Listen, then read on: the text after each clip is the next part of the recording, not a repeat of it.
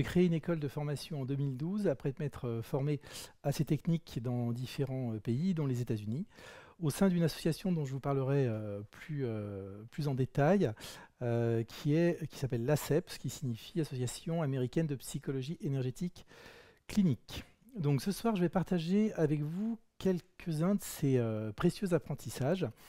Et je vous confirme que ce troisième webinaire que j'organise s'inscrit en fait dans un cycle de conférences plus large, régulières, au cours desquelles je vais inviter des chercheurs en neurosciences, des épigénéticiens, des médecins, des psychologues, des psychiatres, en fait des spécialistes du corps et de la conscience et aussi de l'inconscient.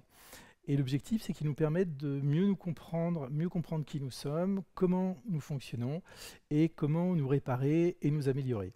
Donc, quand j'ai commencé mes formations, mes formations à la psychologie énergétique, plusieurs questions m'ont un peu obsédé. C'était au début des années 2000, à savoir, mais comment ça marche ces techniques? Quel est le principe actif en fait? Que se passe-t-il exactement dans nos corps quand on pratique le FT? Autant de questions auxquelles j'avais pas franchement de réponse, ni en France d'ailleurs, ni même ailleurs. Et alors, il y avait une explication officielle quant au fonctionnement de l'EFT qui était, et d'ailleurs qui est toujours, que les émotions négatives proviennent d'un blocage dans le circuit énergétique du corps.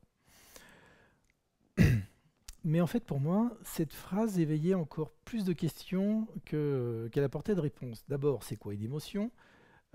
Existe-t-il des émotions positives ou négatives? C'est quoi le circuit énergétique du corps?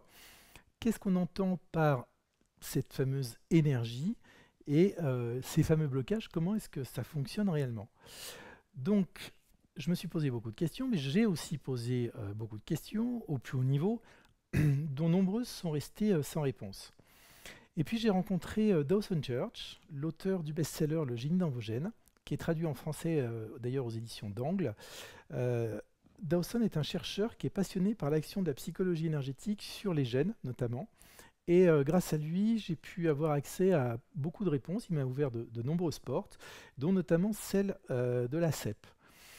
Et donc j'ai le plaisir de vous inviter à faire sa connaissance sur Internet en direct le 31 mai prochain.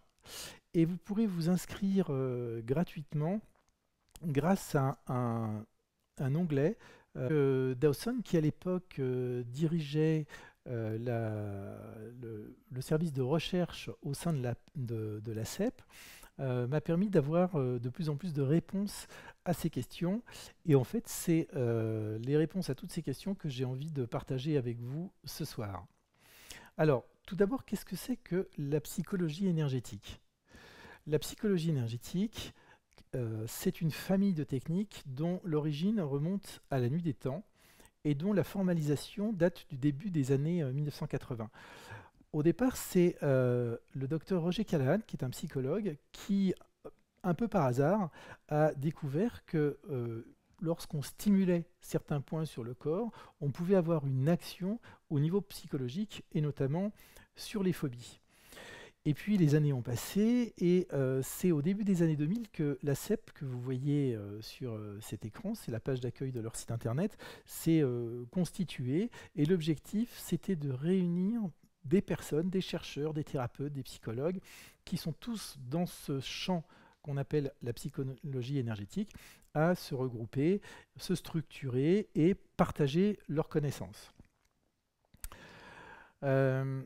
Comme vous le voyez sur cette diapo, en fait, l'arbre généalogique de la psychologie énergétique remonte très loin, jusque à la médecine traditionnelle chinoise, et balaye en transversal assez large, puisqu'on va aussi bien des notions du soin qui ont été développées par Florence Nightingale au début des années 1900, qu'au toucher thérapeutique, aux thérapies transpersonnelles, en passant aussi par l'hypnose, la chiropraxie ou encore la psychologie psychodynamique et même les TCC, les thérapies cognitivo-comportementales, qui influencent la pratique de la psychologie énergétique.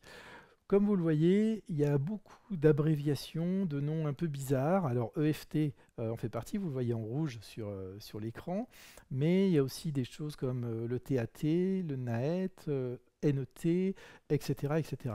Le BSFF, et en fait, les gens qui font de la psychologie énergétique, ils aiment bien, visiblement, les acronymes.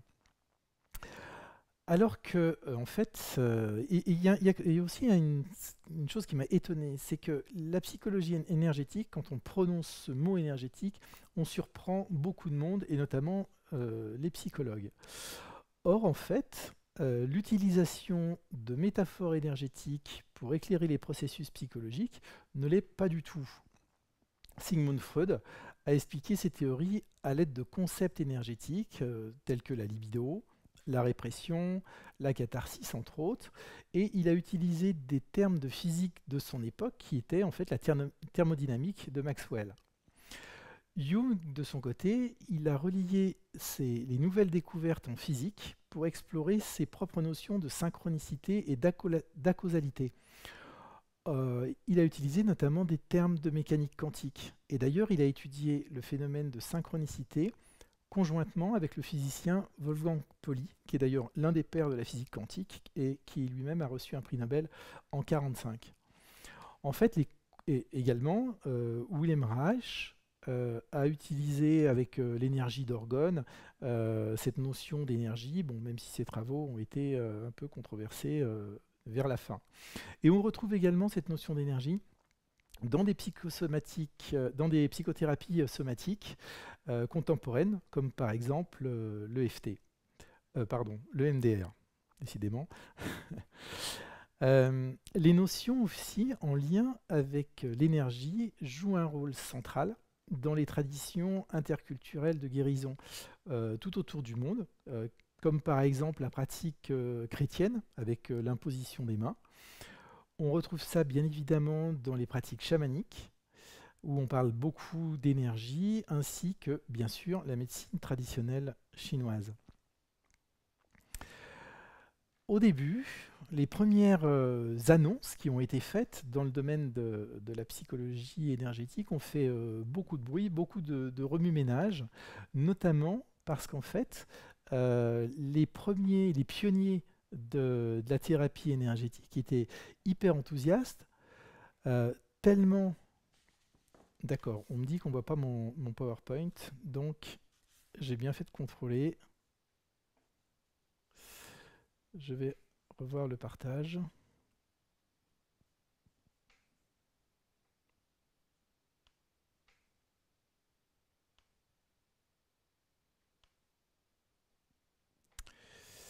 Alors,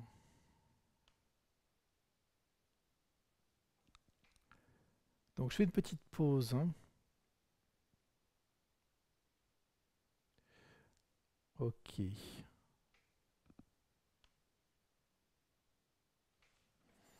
Alors écoutez, on va faire encore plus simple. Je ferai un montage par la suite pour le replay. Ce que je vais faire simplement, c'est je vais vous dérouler la conférence et malheureusement, vous n'aurez pas les magnifiques images que je vous avais préparées, mais je vous ferai je vous promets que je vous ferai un montage qui sera disponible dans les jours qui viennent. Donc je vous disais que les premières études en fait ont créé beaucoup de remue-ménage dans la communauté américaine parce que les premières personnes à avoir parlé des techniques de psychologie énergétique, TFT, thérapie du champ mental, EFT, étaient tellement enthousiastes qu'elles ont fait des annonces qui étaient tellement en décalage avec les pratiques habituelles qu'elles ont été analysées par la communauté scientifique. Et on a trouvé en fait que la méthodologie de ces études n'était pas bonne, et donc on a eu tendance, enfin certains chercheurs et personnes qui ont écrit à l'époque ont eu tendance à jeter un peu le bébé avec l'eau du bain, comme on pourrait dire. Ce qui s'est passé par la suite, c'est que les études ont été refaites, et puis il y a eu des études de plus en plus sérieuses. Et aujourd'hui, on répertorie jusqu'à 64 études, dont une vingtaine sont des essais contrôlés randomisés, qui ont été publiés dans les plus grandes revues à comité de relecture, dont celle de l'association américaine des psychologues, l'APA. Vous retrouverez, je vous ai préparé la liste de toutes ces études que vous pourrez télécharger en cliquant sur le bouton qui se retrouve en dessous du replay. Ces études, maintenant, contrairement à ce qu'on entend souvent, sont validées et sont disponibles sur les principales bases de données que sont, par exemple, Science Direct ou PubMed. Si vous allez sur Science Direct, par exemple, ce que j'ai fait il y a 2 jours, juste en tapant donc Science Direct, hein, c'est Science Direct, vous tapez ça sur Google et vous accédez donc à une base de données qui référence les titres et des résumés d'études.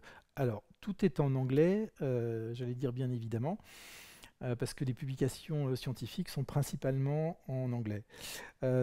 Voilà, ce que j'ai fait hier, c'est qu'en tapant Emotional Freedom Technique, la première chose qui sort, c'est les effets, je traduis en même temps, de l'EFT sur le stress et l'anxiété chez les étudiantes infirmières, une étude pilote qui a eu lieu le début mai 2016. Donc vous avez toutes les références des études les plus récentes et il en sort très régulièrement. La deuxième étude, par exemple, c'est l'étude de l'EFT pour réduire les effets secondaires associés au tamoxifène et à l'inhibiteur de l'aromatase utilisés avec des femmes qui ont des cancers du sein. Voilà, vous avez beaucoup d'études comme ça. En fait, il y a des études et il y a des articles. Au total, il y en a plus d'une centaine. Donc, pareil sur la base de données de PubMed. Vous avez aussi des choses qui vont intéresser beaucoup de psychothérapeutes. C'est des études comparatives, par exemple. Il y a un essai qui est sorti le 3 mai 2016. Vous avez ça sur PubMed. Un essai randomisé contrôlé entre l'EFT et les thérapies cognitivo-comportementales appliquées aux compulsions alimentaires, les food cravings. Donc, vraiment maintenant, la question de savoir s'il y a des études, elle ne se pose plus dans le domaine de la psychologie énergétique. Les questions, en fait, elles sont plus sur le fond, à savoir comment ça marche. Et effectivement, là, on peut se demander raisonnablement pourquoi est-ce qu'on parle d'énergétique et qu'on mélange cela avec la psychologie. Et d'abord, première question, c'est quoi l'énergie? Alors, il est vrai que si on veut aborder cette question, ça se complique considérablement, euh, parce qu'en fait, les scientifiques ont tous une approche particulière de l'énergie.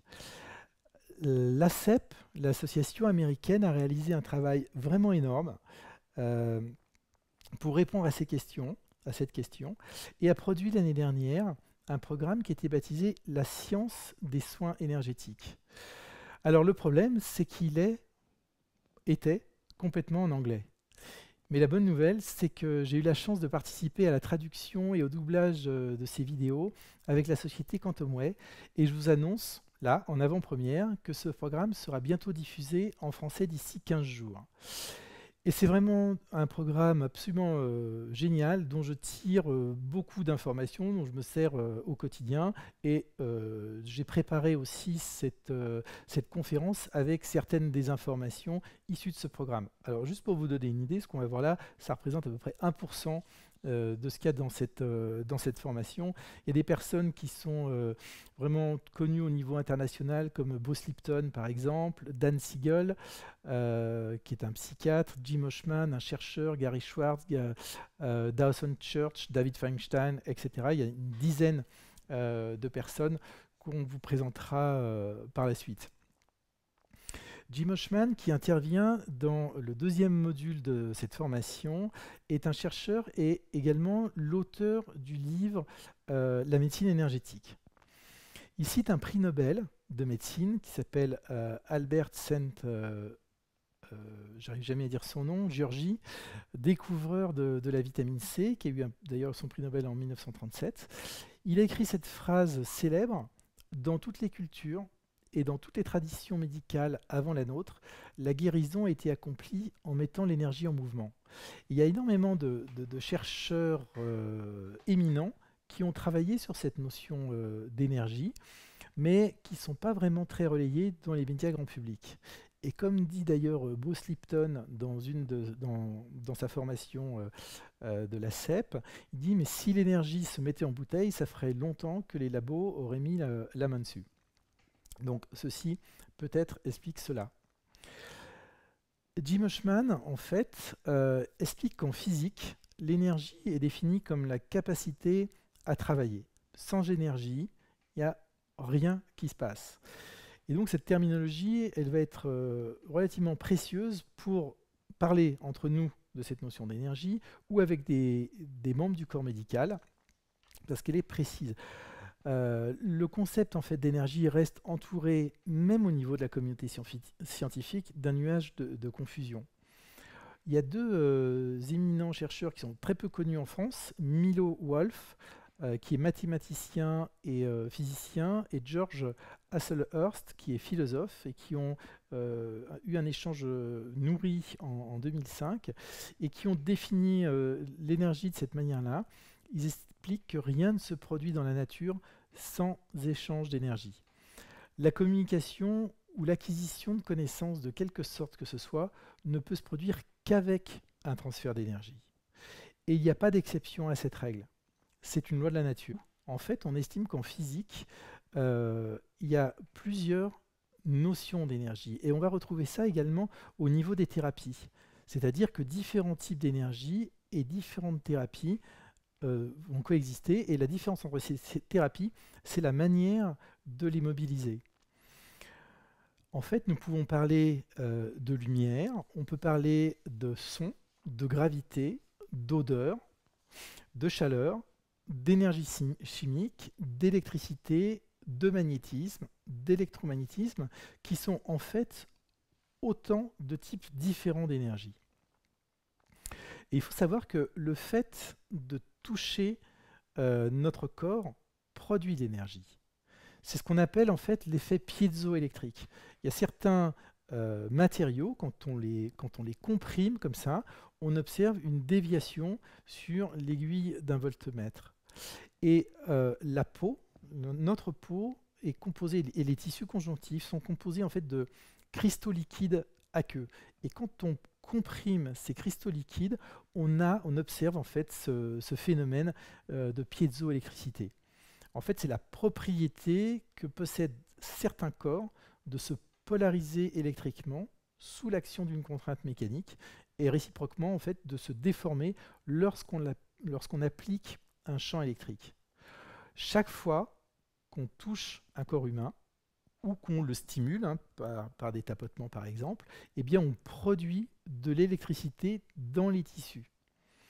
Et ces champs biomagnétiques, donc bio parce que c'est notre corps en fait, induisent des courants dans les tissus des personnes qui sont situées près de vous. C'est-à-dire que c'est à l'intérieur de nous et en même temps à l'extérieur de nous.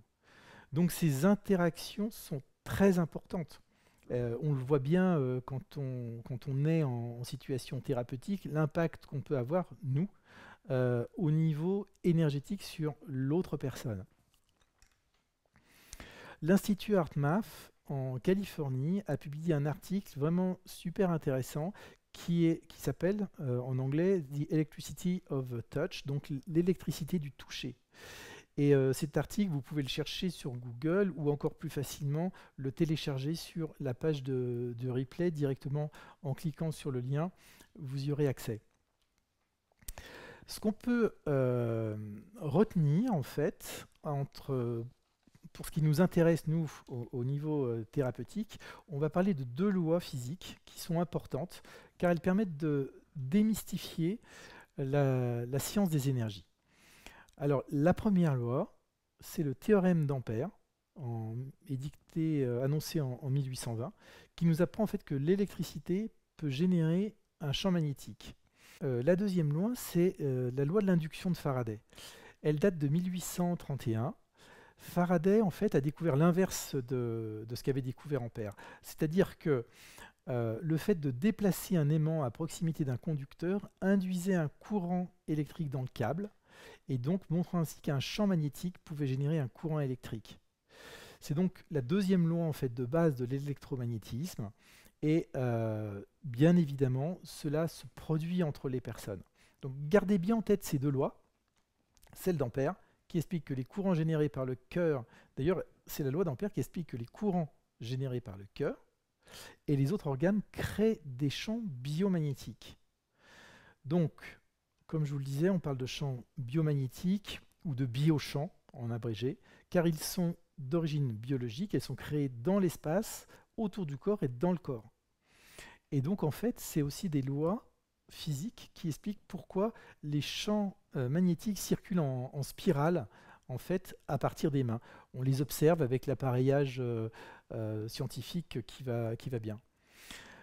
La loi de Faraday, elle explique en fait comment nos champs biomagnétiques peuvent induire des courants dans les personnes qui sont proches de nous ou en contact avec nous. Donc ça explique aussi le phénomène qu'on peut observer avec différentes méthodes comme le magnétisme, le Reiki et autres. Le champ électromagnétique du cœur, lui, est extrêmement puissant. On arrive à le mesurer en fait avec des appareils jusqu'à 3,50 m. Et même quand on fait des méditations, ce que nous apprend Joe Dispenza, qu'on se met dans un état supérieur, on arrive à faire grandir ce champ jusqu'à 9 mètres de diamètre. Le système sanguin est un excellent conducteur de l'électricité produite par le cœur. En fait, l'électricité produite par le cœur circule dans toutes les parties du corps et elle génère un champ. Et on sait qu'elle va dans toutes les parties du corps parce qu'en fait, les électrocardiogrammes standards qui sont utilisés dans les hôpitaux ou par les médecins, en fait, utilisent des électrodes qu'on place au niveau des poignets et aussi au niveau de la cheville gauche. Dans cette formation diffusée par la CEP, Jim Oshman cite un professeur d'anatomie à l'université de Yale qui s'appelle Saxton Burr. Et entre 1932 et 1956, en fait, il a écrit des dizaines d'articles sur la relation entre l'électricité et la lumière. En fait, c'est marrant parce qu'il a eu un parcours très conventionnel. À partir du moment où il a commencé à avoir une reconnaissance établie, qu'on lui a donné une chaire et qu'il était indéboulonnable, il a commencé à étudier ce qu'il avait vraiment envie d'étudier et il s'est intéressé beaucoup à l'électricité et la lumière.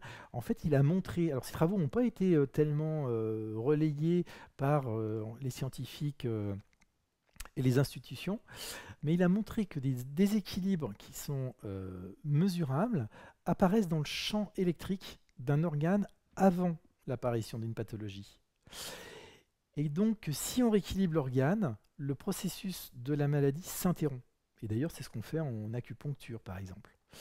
Et donc, selon Jim Oshman, cela implique qu'on pourrait ne pas parler de maladie au sens propre du terme, mais plutôt de déséquilibre énergétique. Et ça peut sembler surprenant, mais la recherche biomédicale actuelle, et elle est en pleine effervescence, est en train de confirmer ces concepts.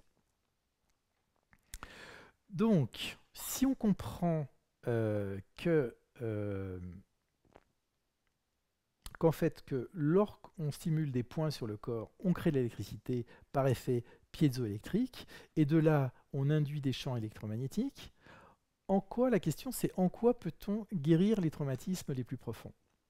La stimulation des points d'acupressure telle qu'on l'effectue en EFT fonctionne-t-elle vraiment? En fait, il y a plein de gens qui sont dubitatifs, et d'ailleurs, dans les premières critiques qui avaient été émises sur l'EFT, on disait mais c'est de la poudre de perlimpinpin, ça sert à rien. D'autres disent mais de toute façon, ce que vous faites, c'est de l'hypnose, et le fait de stimuler ou pas stimuler, c'est pareil. Donc, ça a été attaqué effectivement pas mal de fois. Alors, la deuxième question, c'est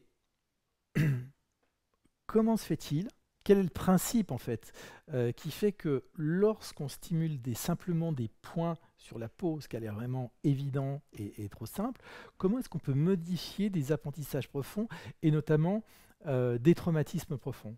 Et y a-t-il des preuves? Alors les preuves, je vous ai parlé qu'il y avait de nombreuses études. La question qui se pose après au niveau des scientifiques, c'est qu'en est-il de la qualité de ces études? En effet, est-ce qu'il y a des mesures objectivables? Est-ce que ce n'est pas juste subjectif, une vue de l'esprit, mais est-ce qu'on mesure des choses objectives? Et comment est-ce qu'on sait que le tapping, en fait la stimulation manuelle des points d'acupuncture, est le principe actif. Troisièmement, les questions que se sont posées les scientifiques, c'est les résultats sont-ils fondés sur des méthodes statistiques fiables? Ensuite, les études ont-elles été reproduites, qui est un critère pour montrer que ce n'est pas simplement un groupe de thérapeutes qui seraient super doués et ça marcherait avec eux et pas forcément avec les autres. Et puis, aussi, cinquième point qui est important, c'est comment est-ce que ces techniques qui utilisent des stimulations sur les points d'acupuncture se comparent-elles par rapport aux autres traitements établis, comme par exemple les thérapies cognitivo-comportementales. Alors, je ne vais pas vous citer trop d'études, mais simplement, il y en a une qui a été faite par Church et son équipe récemment. Cette étude, en fait, on a comparé une séance de FT à une séance d'accompagnement rogérien. Et ensuite, on a fait remplir des questionnaires aux personnes, avant-après, donc ça c'est la partie subjective, mais ce qui nous intéresse c'est la partie objective qu'on ne peut pas simuler. Et donc en fait, Church a mesuré les niveaux de cortisol et on a observé qu'avec le traitement EFT, il y avait vraiment une diminution du niveau de cortisol qui était largement plus importante que le groupe qui avait été traité en accompagnement rogérien. Une deuxième étude qui est très intéressante, qui a été faite l'année dernière, sur des patientes souffrant de troubles de stress post-traumatique, des anciens combattants. Church a observé ce qui se passait au niveau génétique. Et en fait, son étude a montré que l'expression d'un des gènes impliqués dans le trouble de stress post-traumatique, qui s'appelle l'interleukine 8, était en fait réduite après une séance de FT, alors qu'elle n'était pas dans le groupe témoin. Donc en fait, voilà, ce genre d'études, et il y en a plusieurs, montrent qu'on peut objectiver la nature de ces études.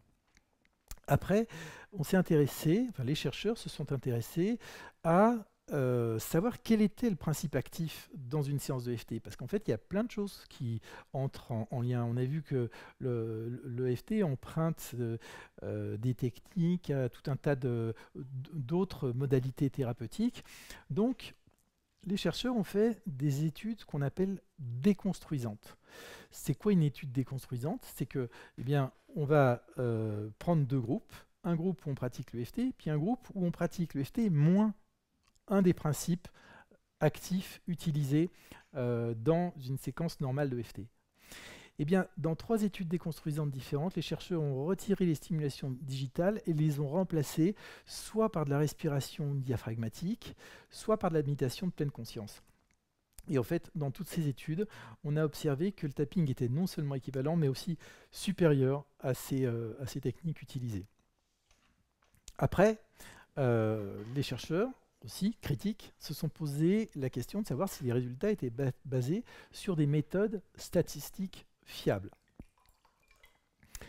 Donc, pour savoir si les études emploient des méthodes qui sont fiables, on procède à ce qui s'appelle une méta-analyse. C'est une technique statistique qui permet de prendre un ensemble d'études, de voir comment les données ont été analysées et si leurs résultats sont fiables ou pas. C'est une méthode très rigoureuse et une méta-analyse a été menée sur un ensemble de 14 études portant spécifiquement sur le FT. Et en fait, elles ont montré que les résultats sont très fiables. L'autre question qui a été posée, c'est est-ce qu'elles sont reproduites? Est-ce qu'elles sont reproductibles, ces études? À savoir, est-ce que tout le monde peut le faire à partir du moment où on est correctement formé? Est-ce que les gens peuvent le faire? Donc en fait, 3 études ont été menées pour en reproduire d'autres. Et en fait, on a observé qu'on obtenait des résultats équivalents à ceux de leur modèle. On fait une étude, on reproduit exactement la même étude plusieurs fois, et en fait, on observe qu'à chaque fois, on a les mêmes résultats. Donc en fait, les statistiques de fiabilité, les critères de fiabilité statistique et de reproduction ont été remplis. Est-ce que ces méthodes ont été comparées à des traitements qui sont bien établis? Donc, la question pourrait se poser comme ça, comment les résultats du tapping ou de l'EFT se comparent-ils aux résultats obtenus avec les bonnes pratiques, entre guillemets, c'est-à-dire celles qui sont validées par les institutions? Donc 3 études ont montré que les résultats obtenus avec l'EFT sont équivalents à ceux des TCC, donc des thérapies cognitivo-comportementales ou de l'EMDR, pour le traitement de l'anxiété ou du trouble de stress post-traumatique. Donc en fait, il est démontré qu'ils sont équivalents, ce qui a fait hurler euh, pas mal de praticiens en EFT qui disent mais non, ça marche mieux. En tout cas, pour l'instant, il y a 3 études qui, elles, ont été validées et qui montrent que c'est au moins équivalent. Quant à savoir si l'EFT modifie les apprentissages émotionnels, eh bien en fait ce qu'on observe en EFT quand on stimule les points, c'est qu'on a une réduction de l'activité de l'amygdale. Donc l'amygdale, c'est une petite glande, qui en fait 2 petites glandes, hein, il y en a une dans chaque hémisphère, qui sont à l'intérieur du cerveau limbique, hein, donc rien à voir avec celles qui sont sous la gorge. Et cette structure, l'amygdale cérébrale, c'est une partie du système limbique qui traite les émotions, dont la peur, ainsi que de nombreuses informations qui sont liées aux menaces. Eh bien, pendant 10 ans, l'école médicale de Harvard a étudié les effets de la stimulation de points d'acupuncture sur des sujets qui sont placés dans des IRM fonctionnels ou des scanners à émission de PET, émission de positrons. Ces études en fait ont démontré que la stimulation de certains points d'acupuncture pouvait réduire l'activité de l'amygdale. Et ça, c'est vraiment quelque chose de fondamental à comprendre. La simple stimulation de l'ensemble des points d'acupuncture permet de réduire l'activité de l'amygdale. Alors, finalement, toutes ces techniques de la psychologie énergétique, elles fonctionnent comment? Elles reposent sur quoi? Eh bien, elles reposent sur 2 piliers. Premièrement, le fait d'activer un problème mentalement en évoquant un souvenir. Donc en fait, ce qu'on fait nous en EFT par exemple, c'est qu'on va demander à la personne de penser à son problème. Et de cette manière-là, on va déclencher une réaction d'alerte dans l'amygdale. Elle s'active. Et pendant que le problème est mentalement activé, donc pendant que l'amygdale est en train de s'affoler, là, c'est comme si c'était une alarme qui se déclenchait, on va effectuer une intervention énergétique, donc par exemple tapoter, tenir le poing, appuyer sur les points, ou les masser. Mais on pourrait aussi, avec d'autres techniques hors EFT, travailler sur les chakras directement, le biochamp ou ce qu'on appelle également les circuits radiants. Donc le simple fait de stimuler envoie un message à l'amygdale qui réduit son activité. Et bien que le déclencheur soit encore présent, c'est-à-dire que la personne est encore en train de penser à son problème, eh bien la réaction initiale ne l'est plus. C'est-à-dire que la personne, elle est à nouveau détendue. Et donc, par exemple, si on expose une personne à un objet phobogène, c'est-à-dire à quelque chose qui lui fait peur, comme par exemple une araignée en plastique, eh bien, au départ, elle va avoir cette réaction de peur ou incontrôlable qui fait qu'elle part en courant. À force de stimulation, en fait, ça va calmer l'amygdale et elle va pouvoir être exposée à l'araignée en plastique sans avoir cette peur initiale. Alors, ce qu'il faut savoir, c'est que la nature modifie les apprentissages émotionnels selon 2 stratégies. Et on s'aperçoit que, si vous voulez, dans des personnes qui ont vécu des événements très violents, certaines vont développer un stress post-traumatique et d'autres non. Et donc les personnes qui ne vont pas développer ce stress post-traumatique, c'est parce que la nature fait le travail toute seule. Eh bien, on a deux phénomènes. Le premier, c'est l'extinction, et le deuxième, c'est la reconsolidation des souvenirs. Alors, c'est dommage, j'avais une petite photo que j'aime bien, c'est une petite blague où on voit un monsieur barbu, c'est Pavlov, avec un chien qui est attaché, et puis il discute avec un autre chien. Et le chien qui est attaché devant une gamelle, il dit « Regarde ce que je peux faire à Pavlov. Dès que je commence à baver, il sourit, et puis il écrit dans son petit livre. » En fait, Pavlov s'est aperçu en travaillant avec des chiens qu'on pouvait associer un stimulus neutre avec une pâtée, donc des bruits de pas ou une clochette, par exemple, sonne, résonne avant d'amener une pâtée au chien. Le chien, il est devant la pâtée, il se met à saliver. On reproduit ça un certain nombre de fois et on n'a plus besoin de faire sonner la clochette et le chien se met à baver. Sauf que si on reproduit encore et encore ce phénomène avec le chien, au bout d'un moment, il arrête de baver. il n'y a plus de pâté, il n'y a plus que le son, et c'est ce qu'on appelle l'extinction. Et en fait, les thérapies d'exposition, que certains d'entre vous connaissent parce que la thérapie cognitivo-comportementale l'utilise comme méthode principale dans le travail sur les traumas notamment, imitent la nature. Dans la nature, comme dans la thérapie d'exposition, le déclencheur inoffensif qui provoque la réaction conditionnée, s'il est présenté un assez grand nombre de fois, finit par perdre sa capacité à provoquer la peur ou la réaction d'alerte apprise. Et donc c'est ça qu'on appelle l'extinction. La reconsolidation, c'est différent. La reconsolidation des souvenirs s'appuie sur le fait que le cerveau a des manières très précises de traiter les souvenirs. Avant, on parlait de l'extraction d'un souvenir comme un peu d'un DVD qu'on pourrait insérer dans son cerveau, que l'on projetterait sur son petit écran interne, et puis qu'on rangerait pour le récupérer tel quel plus tard.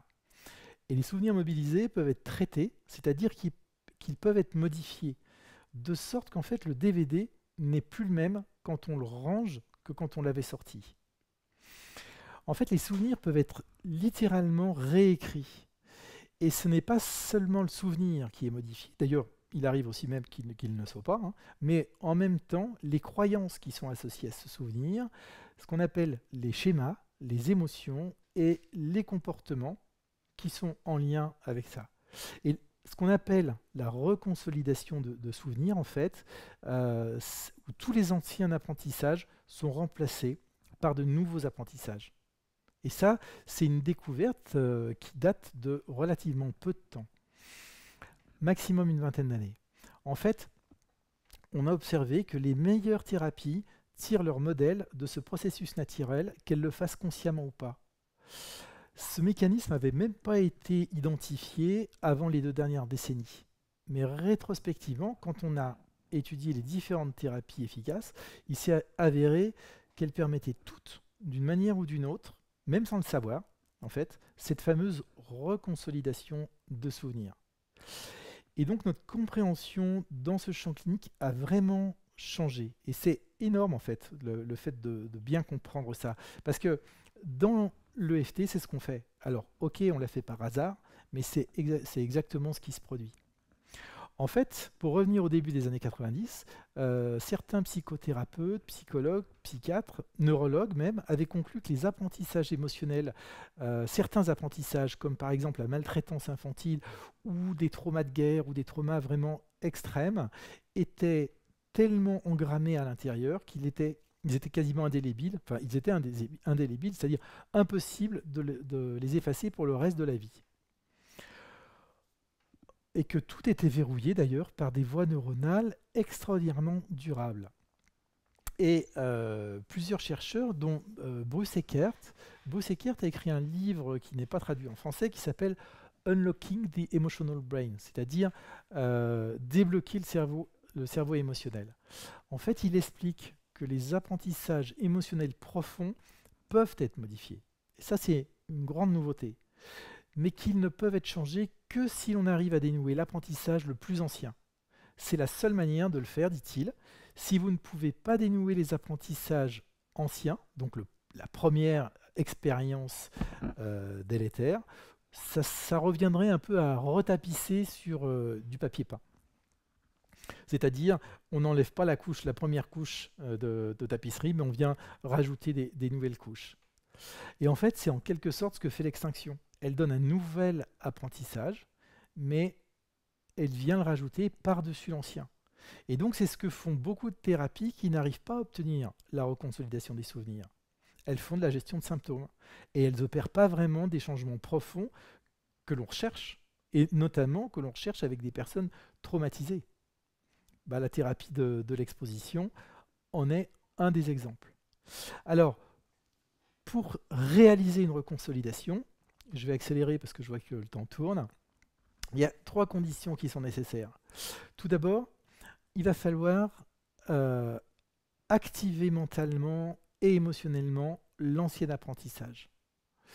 Deuxièmement, il faut qu'une expérience vive, intense, soit présentée et qu'elle doit être sensiblement, donc très nettement différente de ce que l'ancien apprentissage permet de prédire. Et donc, c'est ce qui s'appelle une expérience contradictoire et elle doit être présentée pendant ce qu'on appelle une fenêtre de reconsolidation. Alors, certaines études estiment que c'est quelques dizaines de minutes, d'autres pensent que c'est plus long, quelques heures, mais c'est relativement bref. Et troisièmement, l'expérience contradictoire doit être répétée un certain nombre de fois ou une autre expérience contradictoire doit être amenée. Et donc, si on ne répète pas la première, il va en falloir plusieurs autres pour contredire l'ancien apprentissage. Et quand tout cela se produit, eh bien, le vieil apprentissage est littéralement effacé. En fait, les neurologues utilisent le terme de dépotentialiser, qui signifie que la voie neuronale n'est plus là. Contrairement à ce qui se fait dans l'extinction, il y a toujours un lien entre des neurones qui s'est créé au moment où s'est passée l'expérience traumatisante, et après on vient en rajouter des nouveaux qui sont meilleurs.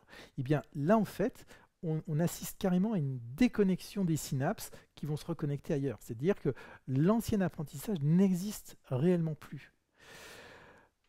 La voie neuronale est plus là, elle a vraiment disparu.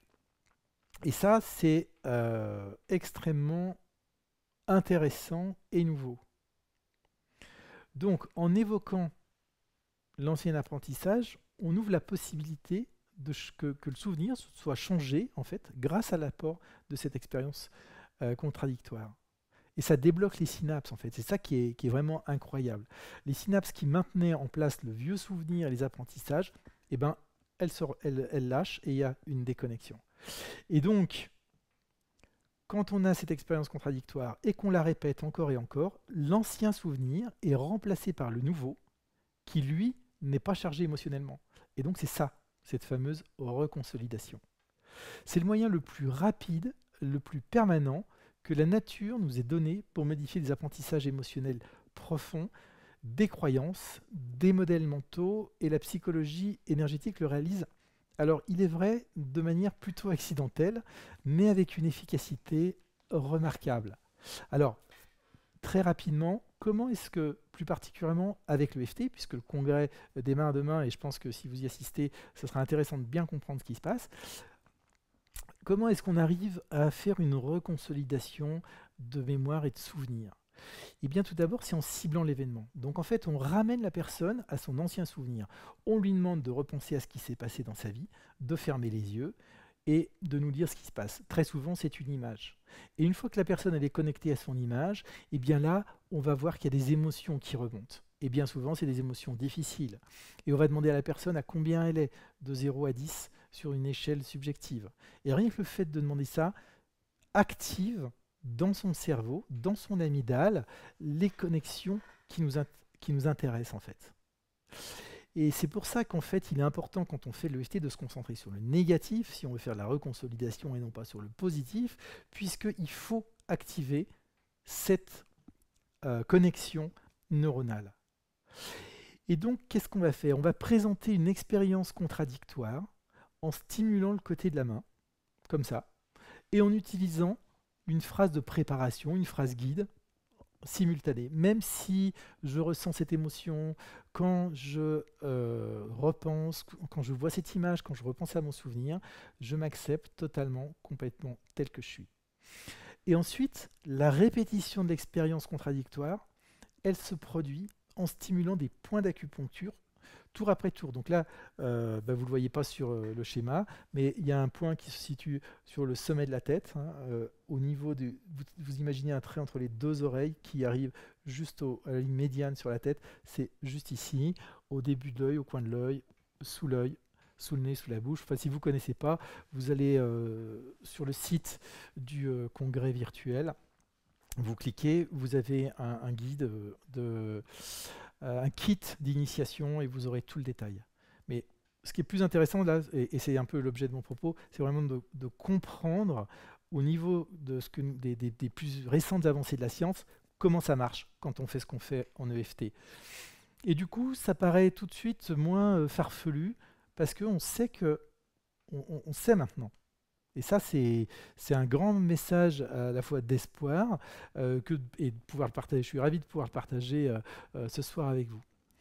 Et donc, quand on stimule, on répète cette expérience contradictoire, il n'y a pas besoin de parler. C'est extrêmement simple. C'est juste stimuler. Une fois qu'on a fini la séquence de stimulation, on refait encore la même chose. On demande à la personne de refermer les yeux, ou pas d'ailleurs, hein, certaines personnes préfèrent les garder ouverts, et elle va repenser à nouveau au souvenir. Et là, on va voir ce qui se passe. Souvent, l'image initiale, elle s'est déjà modifiée légèrement.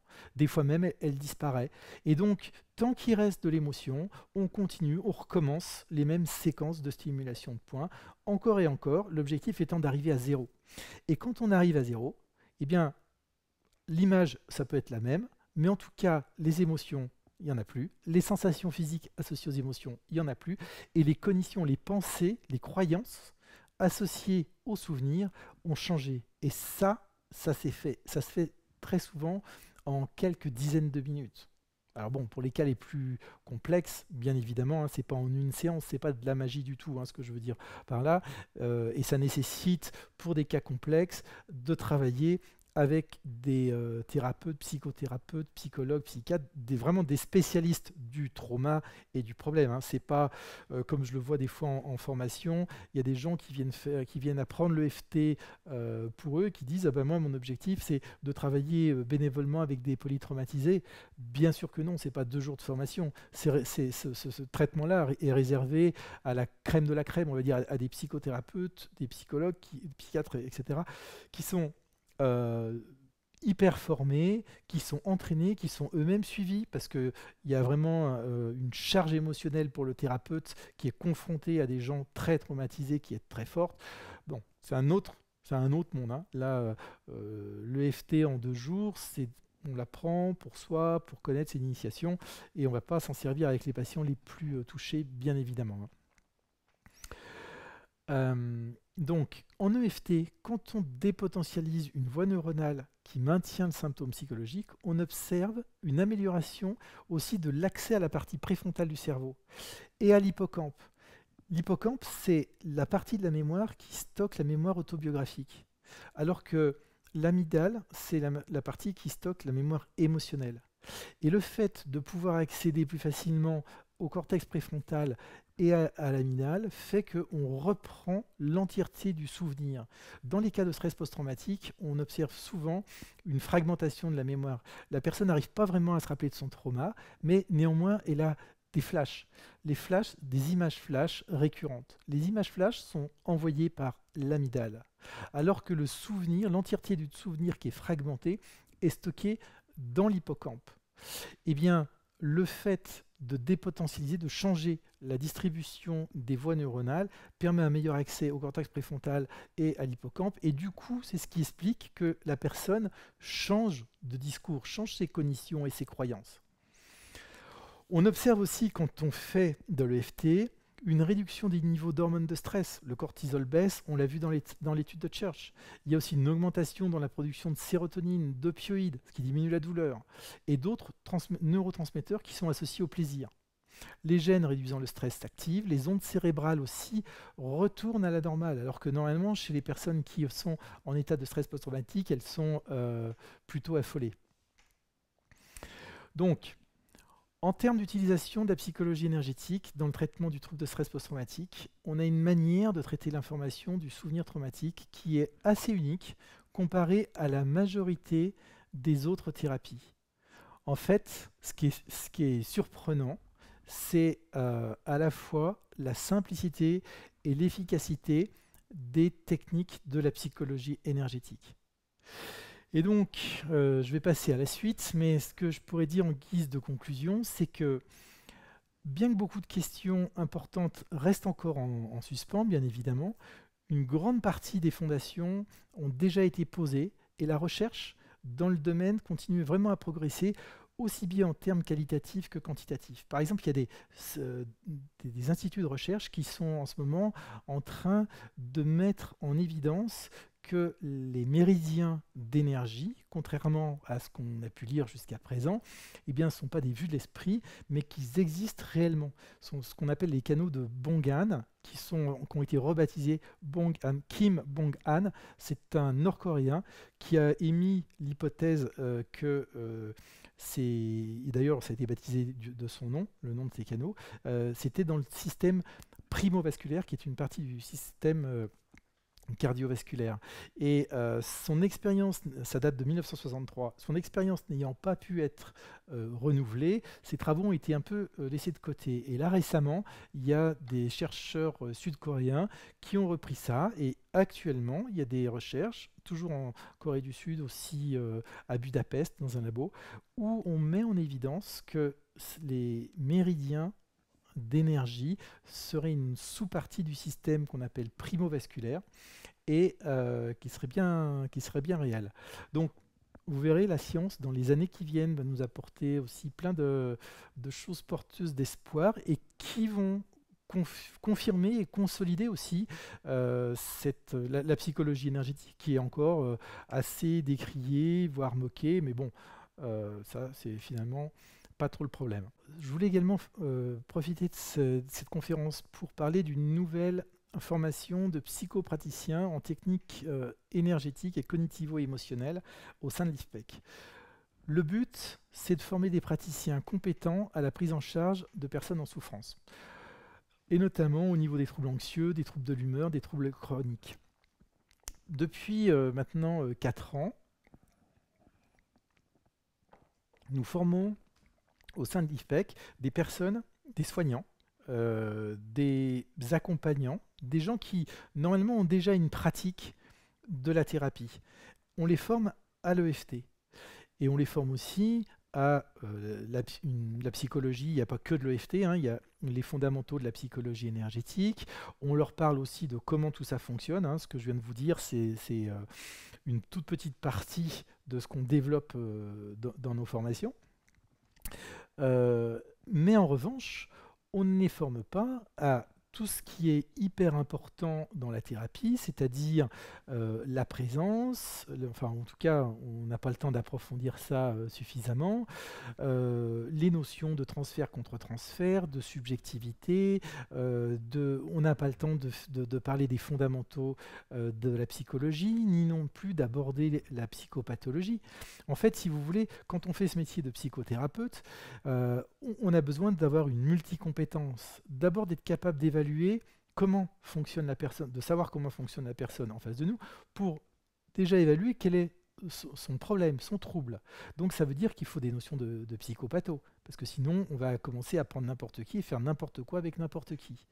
Et l'EFT peut être utilisé dans un grand nombre de cas à partir du moment où l'accompagnateur, le spécialiste de la santé mentale, a l'habitude de travailler avec cette population. Pour travailler avec des schizophrènes, il faut être un spécialiste des schizophrènes. Il faut pas être, et on ne fera pas de l'EFT si on ne connaît pas cette cible-là, pareil avec les bipolaires, etc. Bref, donc ça, on n'a pas le temps de délivrer toute cette formation indispensable. Mais c'est ce qu'on va faire justement dans cette formation en 3 ans. Cette formation professionnelle, elle se déroule donc sur 3 années et elle est destinée principalement à des personnes qui sont en reconversion. En fait, comme moi, je me suis reconverti il y a 12 ans, si vous voulez, qu'est-ce que j'ai fait à l'époque? Eh bien, j'ai commencé par de l'hypnose, j'ai commencé en fait par apprendre des outils. Et puis ensuite, je me suis installé en cabinet. Et là, j'ai compris qu'il m'en manquait des morceaux. Donc, j'ai refait des formations sur les bases de la psychologie. J'ai refait aussi des formations en psychopatho, etc. Et puis pour valider le titre de psychothérapeute, ce que j'ai fait, c'est que grâce à l'ARS, qui est l'émanation du ministère de la Santé, j'ai dû refaire 400 heures en psychopatho et un stage de 5 mois en institution psychiatrique. Et ça m'a ouvert les portes à des endroits où normalement, si on n'est pas psychologue ou psychiatre ou médecin, on ne peut pas aller. En ce qui me concerne, l'AFTCC, l'Association française des thérapies cognitivo-comportementales. Là, j'ai appris vraiment des choses indispensable, fondamentale. Et d'ailleurs, dans toutes les formations que j'ai faites aussi avant, il y avait des choses vraiment très intéressantes. Et bien, qu'est-ce que j'ai fait? J'ai fait une sorte de best-of de toutes ces pratiques. Donc, je n'ai pas conçu ça tout seul dans mon coin, hein. Je l'ai partagé avec l'équipe pédagogique qui intervient dans cette formation. Et on a structuré une formation pour qu'elle soit à la fois facilement suivable par des personnes en reconversion, d'où le choix d'avoir 2 jours par mois, un vendredi, un samedi, sur 11 mois de l'année, durant 3 ans. La formation, elle va être limitée dans cette première année à 20 places, et les inscriptions se termineront le 31 juillet, et les cours démarrent le 16 septembre. Donc en fait, ce qu'on souhaite faire, c'est former des praticiens de qualité, supervisés, qui auront travaillé sur eux-mêmes aussi, bien sûr, parce que ça, c'est vraiment indispensable, tout au long de ces 3 années. Et donc l'idée, c'est de les aider à s'installer sereinement dans leur nouveau métier. Je vais faire court pour laisser la place, mais l'idée c'est vraiment ça, c'est de travailler sur le développement des qualités humaines de thérapeute, la relation d'aide, la présence, l'empathie, l'authenticité, maîtriser les principaux concepts et méthodes de psychothérapie.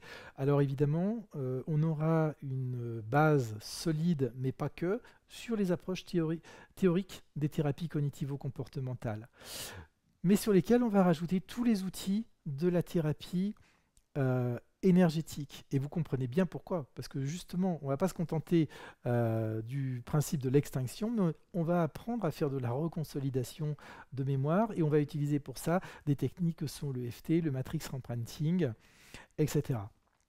Alors, un mot sur l'équipe de formateurs. C'est une équipe de personnes pluridisciplinaires qui sont composées de psychologues, de psychiatres, de docteurs en médecine, de psychothérapeutes, d'experts reconnus. En fait, j'ai fait simple. J'ai pris les personnes avec lesquelles j'avais le plus d'affinité, que objectivement dans nos formations on reconnaissait comme étant les meilleurs des pédagogues, et je leur ai demandé de venir faire cours, ce qu'ils ont accepté avec enthousiasme, et je les en remercie.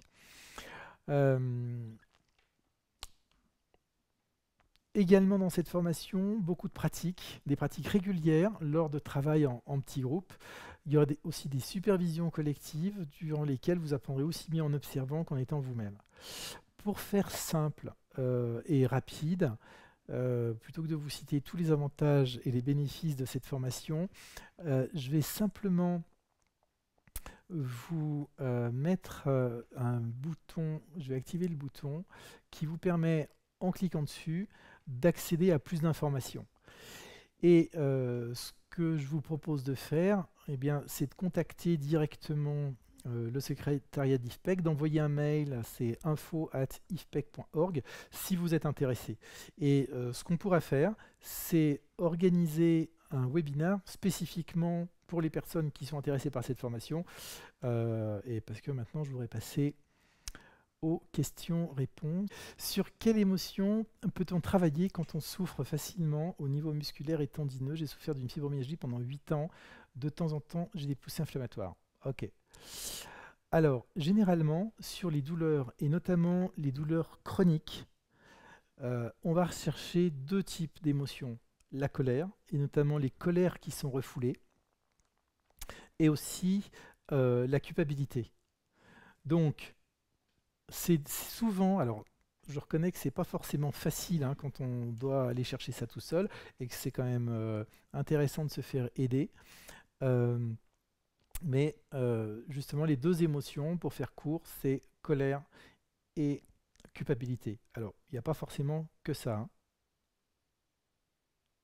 Il n'y a pas forcément que ça. Alors, est-ce que c'est un peu la méthode Coué alliée à de l'acupressure? Alors, la question, elle a été posée à 21h28.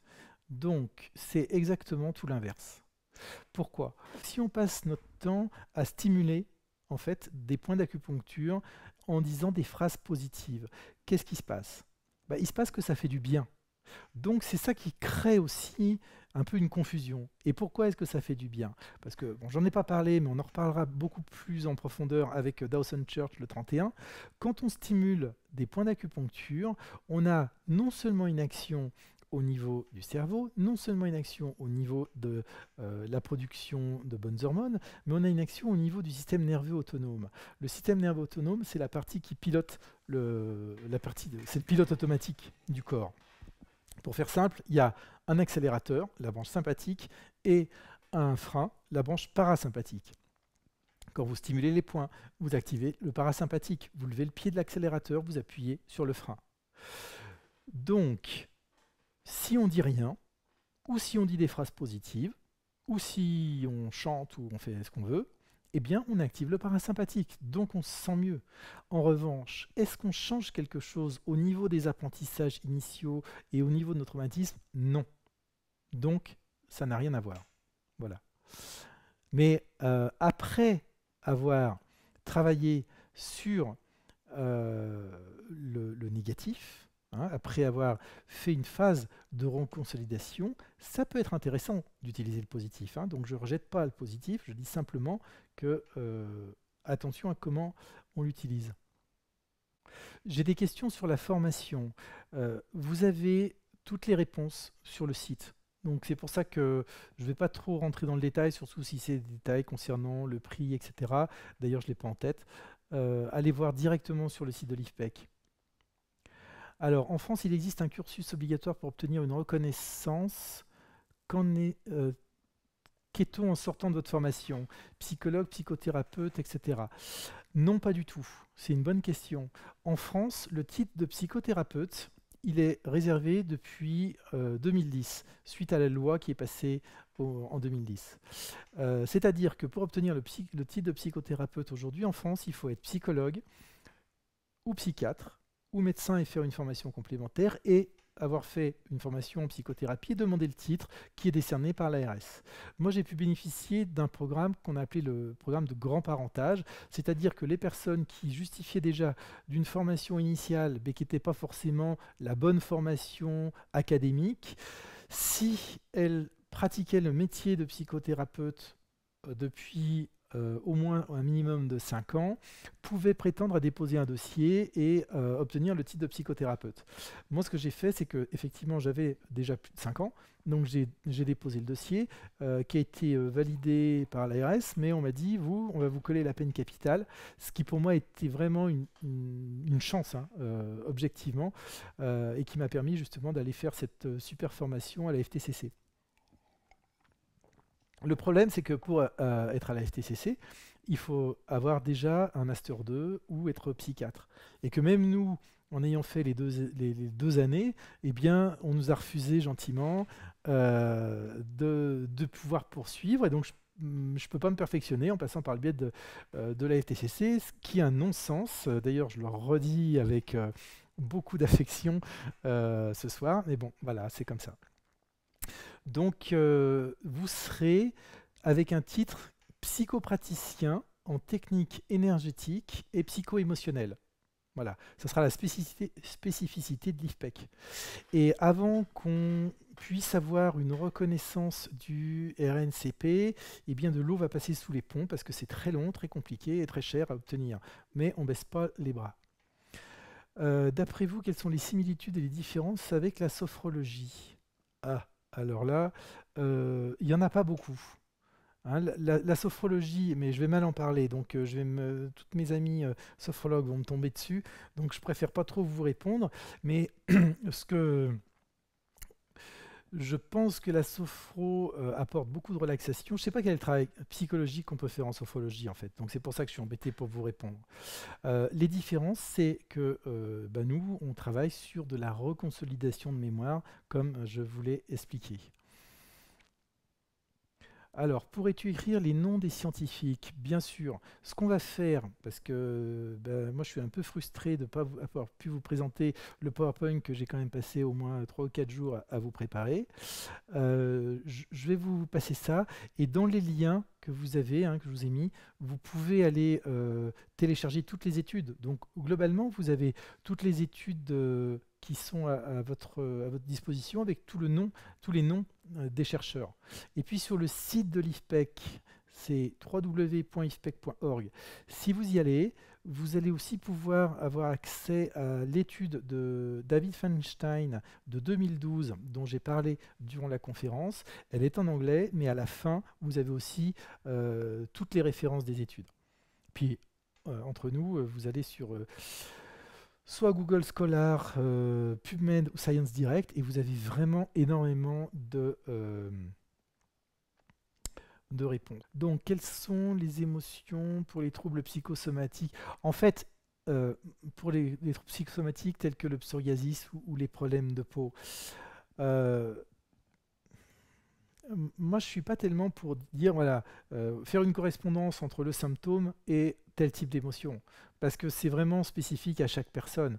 Donc, ce qu'on peut dire globalement, c'est que quand vous faites la liste de toutes les situations difficiles que vous avez vécues durant votre vie et que vous commencez à les travailler en EFT, bah, vous allez faire émerger beaucoup d'émotions, vous allez vous en libérer, et très certainement que sur vos problèmes psychosomatiques, vous aurez des incidences significatives.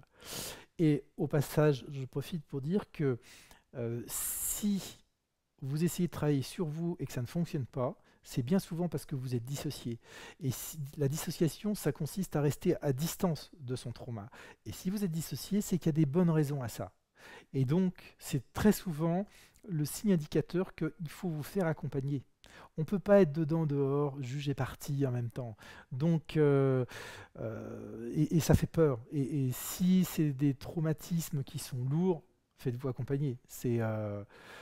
L'EFT en autonome, c'est très très bien entre les séances avec un thérapeute, parce que ça permet d'accélérer le traitement, le processus du traitement et donc de diminuer le nombre de séances.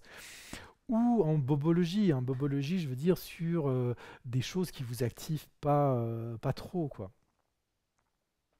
Donc Evelyne, non, la formation elle n'a pas lieu à Lyon, pas encore, seulement sur Paris pour l'instant. Alors, je remarque une augmentation des crises d'angoisse dans les cabinets de thérapeutes. À quoi cela serait dû et que peut faire le FT sur cette problématique? Bah, à quoi ça peut être dû? Il n'y a qu'à écouter les informations pour déjà au bord de l'attaque l'attaque de panique. Donc, c'est dû parce que la société est ce qu'elle est et qu'il y a des tonnes et des tonnes de bonnes raisons d'être angoissé. Que peut faire l'EFT sur les problématiques?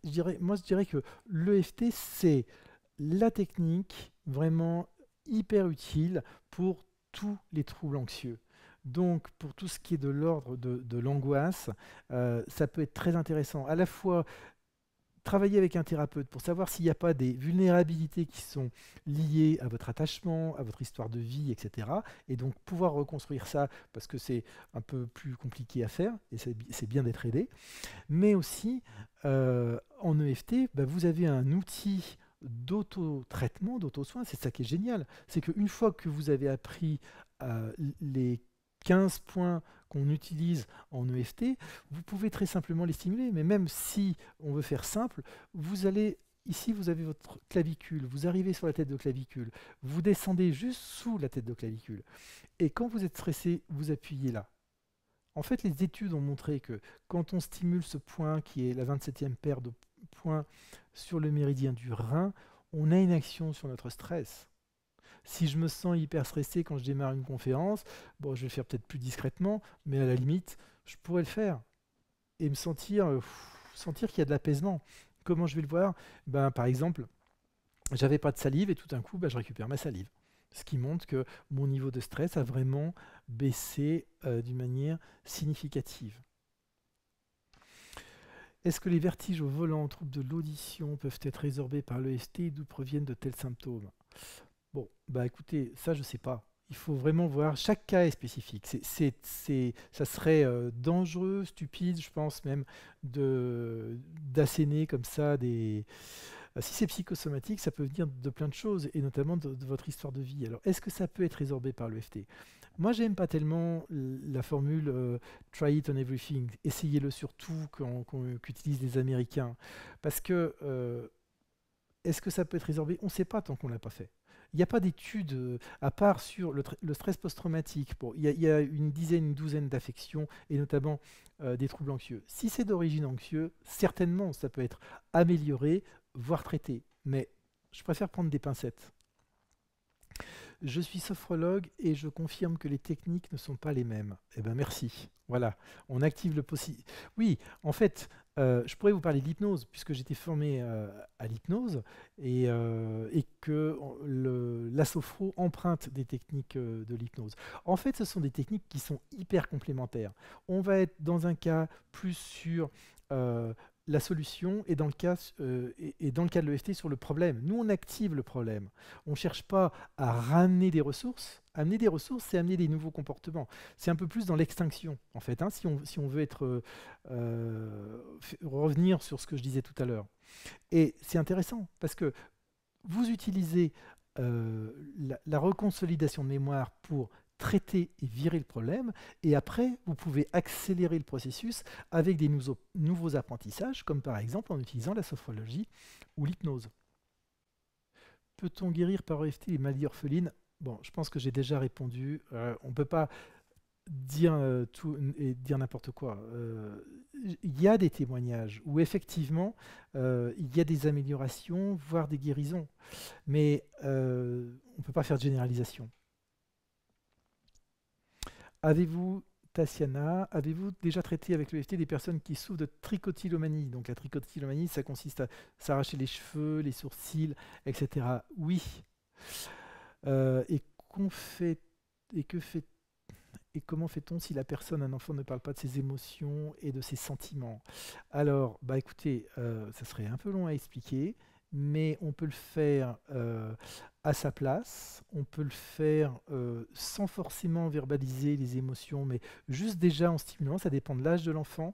Avec les enfants, on pratique le FT d'une manière un peu différente. D'ailleurs, je vous invite tout de suite dans 2 jours à 21 h, puisque justement, je parle en détail des enfants et qu'après, on a encore un temps de questions-réponses. Où sont les limites de l'EFT? Les limites de l'EFT, elles sont en nous-mêmes, c'est-à-dire que c'est du bon sens. C'est-à-dire que moi, par exemple, j'ai fait quelques, je sais pas, peut-être 8000 séances de FT. Il m'arrive de référer des personnes. C'est-à-dire que, par exemple, une personne qui souffre de troubles d'attachement ou d'abandon, et qui a un besoin d'un suivi hyper régulier, et si je vois que mon planning ne va pas me permettre de la recevoir très régulièrement, je ne la prends pas, je la réfère. Si c'est quelqu'un qui souffre de troubles psychotiques, je le réfère, parce qu'en cabinet, on peut utiliser le FT avec des psychotiques, je l'ai fait, mais je l'ai fait dans le cadre d'une clinique psychiatrique, avec des psychiatres à côté, avec des gens capables de prescrire des médicaments et de stabiliser la personne si ça part en vrille. Donc les limites, c'est voilà, c'est connaître nous nos propres limites et puis voilà. Et surtout, ne pas appliquer l'EFT avec une personne dont on ne connaît pas les troubles, hein, parce qu'il y en a qui nous disent, ben voilà, moi j'ai telle pathologie. Si vous ne connaissez pas, vous dites, je ne suis pas compétent. On peut néanmoins, puisqu'on a la personne en face de nous, lui apprendre à pratiquer l'EFT, parce que globalement, comme on stimule le sympathique, le parasympathique, pardon, on va calmer la personne, et voilà. Mais ne pas aller ouvrir des traumas, juste quand même une précision. En, en clinique psy, on a travaillé avec des personnes souffrant de troubles psychotiques, de schizophrénie, de troubles de stress post-traumatique, qui prenaient 3 neuroleptiques à mettre raide mort un cheval. Ces personnes-là, on est arrivé à faire un travail, mais on a fait un travail sur des mois et pour certaines une année. Et ça veut dire qu'on a enchaîné les séances de FT, 50, 60, 80 séances pour certaines personnes. Donc, faut pas s'y mettre. Voilà. Et moi, j'aurais jamais fait ça si j'avais été seul en cabinet. Donc, faut connaître ses limites et je me répète. Alors, je change de question. Euh,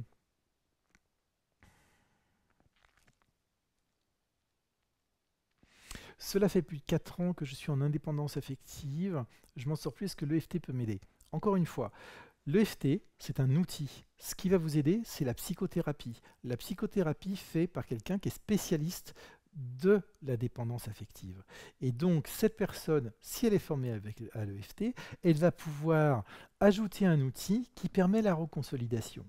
Donc en fait, moi, le message, il est simple, hein, que je lance à tous les professionnels de la santé mentale. C'est, vous avez tout, et vous avez qu'à apprendre un pouillème, un tout petit outil en plus qui permet la reconsolidation et qui est beaucoup plus facile que plein d'autres. Et ça s'apprend relativement vite. En, je sais pas moi, on va dire une dizaine de jours, peut-être même moins, mais une dizaine de jours c'est bien parce qu'on a le temps de se former, d'échanger, de voir. La supervision est très importante. Moi, à la limite, on pourrait faire 4 jours de formation pour un psychologue déjà chevronné qui consulte et qui a d'autres pratiques un peu similaires, et puis avec une supervision. Donc ça va très vite pour des professionnels.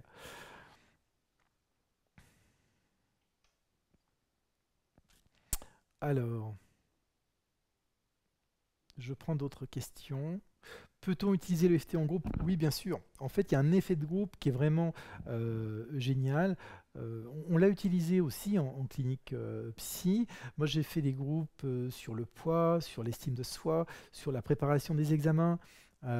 C'est même très très bien de l'utiliser en groupe parce que ce que j'expliquais, on émet tous des champs électromagnétiques. Ces champs électromagnétiques se mesurent jusqu'à 3,50 m. Dans un groupe, on interfère les uns les autres.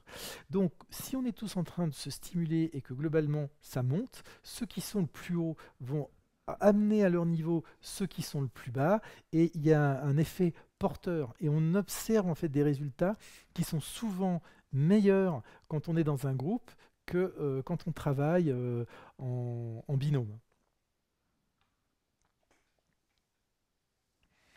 Alors, l'EFT donne, Marianne, des résultats rapides et tellement efficaces que mes patients adressés par mes collègues psychologues disent globalement qu'ils viennent dans le but de booster leur thérapie pour des troubles anxieux notamment, appréciant réellement les effets, mais cessent les consultations pour environ 2-3 séances, estimant guéris, autonomes dans leur pratique et retournent par fidélité. Euh, oui, bah c'est pas. Donc en fait, je lis la fin, hein. Donc ils retournent au bout d'environ 2 ou 3 séances, estimant guéris, autonomes dans leur pratique et retournent par fidélité auprès de la psychanalyse classique, probablement gage de plus de sérieux à leurs yeux. Bah, il y a des patients qui adorent la psychanalyse, hein. Moi, je me rappelle d'une dame qui est venue me voir et qui me dit, écoutez, j'adore mon psychanalyste, mais en revanche, j'ai quand même un problème de phobie qui m'handicape. Alors si vous pouviez toucher ça, là, vous me réglez le problème, mais surtout toucher à rien. Et ben en fait, nos patients, on leur demande quel est l'objectif quand ils viennent nous voir. Et s'ils viennent nous voir avec un objectif précis, on répond à leur objectif. Voilà, bon, ça ne me gêne pas, au contraire, c'est très bien, j'aime beaucoup les psychanalystes. Euh, Est-ce que vous savez s'il y a des praticiens EFT en Suisse? Eh bien, vous pouvez aller sur le site de l'IFPEC, vous cliquez sur praticiens, vous allez voir la carte de France, mais aussi il y a une liste de praticiens en Suisse, notamment à Genève. Alors, pour moi, ça ressemble à de la kinésiologie. Merci pour ces explications détaillées, ça m'a permis de mieux comprendre. Alors, il faut dire qu'au départ, donc, je n'ai pas détaillé beaucoup sur l'histoire, mais Callahan, donc, qui est docteur en psychologie, qui est formé au TCC, à l'hypnose et à tout un tas de choses, il a une patiente qui est résistante, on va dire. C'est-à-dire qu'il essaye de la traiter pour une phobie de l'eau et ça ne fonctionne pas. Et un jour, il ne sait plus quoi faire. Il lui demande en dépit, il lui dit d'aller stimuler le méridien sous l'œil, parce que c'est le méridien de l'estomac, elle se plaignait d'être pas à l'aise au niveau de son estomac. Et là, tout d'un coup, la phobie disparaît. Et donc, en fait, il était assez interloqué et surpris de ce résultat auquel il ne s'attendait pas. Donc, qu'est-ce qu'il fait? Il a utilisé le test kinésiologique mis au point par Goodhart en 1963 et il a testé tous les méridiens avec le fameux test musculaire. Et donc, ce test musculaire a perduré et est utilisé aujourd'hui en psychologie énergétique pas... Au départ, Gary Craig l'utilisait, qui est le fondateur en fait, de l'EFT, j'ai oublié de le dire, hein, pardon. Gary Craig s'est formé avec Callahan et il a simplifié la technique de Callahan pour en faire l'EFT. Et il l'a simplifié à l'extrême, d'ailleurs certains disent que c'est même simpliste, mais bon, peu importe, tellement simplifié que finalement ça a permis à l'EFT de se faire connaître beaucoup plus que la thérapie du champ mental de Callahan, parce que du coup ça a autonomisé les gens. Et c'est ça en fait, hein, l'atout énorme et l'apport énorme de Gary Craig, c'est qu'il a pu, en reprenant un outil existant et en le simplifier pour que ça soit suffisamment simple pour tout le monde pour qu'on s'en serve de manière autonome.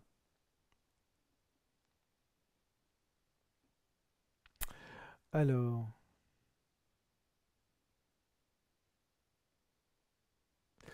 en psychanalyse, il y a beaucoup de choses sur la psychanalyse. Bonsoir, quel est votre avis sur le transfert non, j'avais lu le transfert sur Faster EFT. J'en ai pas, en fait. Tout simplement parce que j'ai fait un seul séminaire avec, comment il s'appelle, Robert Smith, ce qui m'a valu d'être en photo sur son site d'ailleurs. Mais je connais pas assez pour pouvoir vous donner un avis autorisé, donc je ne vais pas vous dire de bêtises. Est-ce que si j'ai des traumas qui sont suivis par la psychothérapie, puis-je devenir thérapeute EFT? Bah, en fait, pour être thérapeute, il faut avoir travaillé sur soi. Ce qui n'est pas forcément le cas de tout le monde, y compris des psychologues, hein. En études de psycho, je ne vois pas que ça soit obligatoire de faire un travail sur soi. Mais en tout cas, pour être psychothérapeute, bien sûr qu'il faut avoir travaillé sur soi, parce que c'est à la base de tout. Il faut et c'est jamais fini, hein. Nous, enfin moi personnellement, je suis supervisé. Et de temps en temps, je vais me refaire encore quelques séances pour on va dire polir ma pierre, si je puis m'exprimer comme ça. Donc, pour se nettoyer encore un peu, quoi. Il faut avoir une très bonne connaissance des méridiens. En fait, non, il ne faut pas avoir une très bonne connaissance des méridiens, il faut avoir une connaissance des points à stimuler, il y en a 15, ça va très vite. Maintenant, c'est vrai, et j'en ai pas parlé tout à l'heure, que dans la formation longue, on fait intervenir Armand Van Noy, qui est professeur en médecine traditionnelle chinoise, et qui va consacrer un cours entier sur les fondamentaux de la médecine traditionnelle chinoise, les différents méridiens, etc. Parce que de toute façon, plus on en sait, plus on sait ce qu'on fait dans la psychothérapie, et d'abord, mieux on se sent, plus on est crédible.